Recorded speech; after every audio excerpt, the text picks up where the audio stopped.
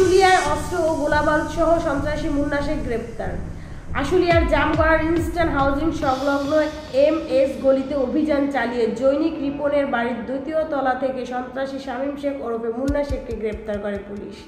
তল্লাশিতে তার কক্ষ থেকে একটি বিদেশি পিস্তল, 2 রাউন্ড গুলি, একটি চাইনিজ কুড়াল, একটি দা, 3টি ধারালো ছুরি ও একটি লোহার পাইপ উদ্ধার করা হয়। 4 যুবককে কুপিয়ে জখম। এছাড়া রাত গভীরে জামগড়া এলাকার একদল দুর্বৃত্ত 4 যুবকের উপর এলোপাতাড়ি হামলা চালায়। রক্তাক্ত অবস্থায় আহতদের সাভারের এনাম মেডিকেল কলেজ হাসপাতালে ভর্তি করা হয়েছে। এই ঘটনায় এখনও কাউকে গ্রেপ্তার করা হয়নি। হামলার কারণ অনুসন্ধানে তদন্ত শুরু করেছে আশুলিয়া থানা পুলিশ। পুলিশের মন্তব্য, আশুলিয়া থানার অফিসার ইনচার্জ OC বলেন, আসামিদের চিহ্নিত করে দ্রুত ব্যবস্থা নেওয়া হচ্ছে। সন্ত্রাস ও অপরাধ রোধে পুলিশের অভিযান অব্যাহত থাকে। আজকের দুর্নীতি, কণা আক্তার বন্যা।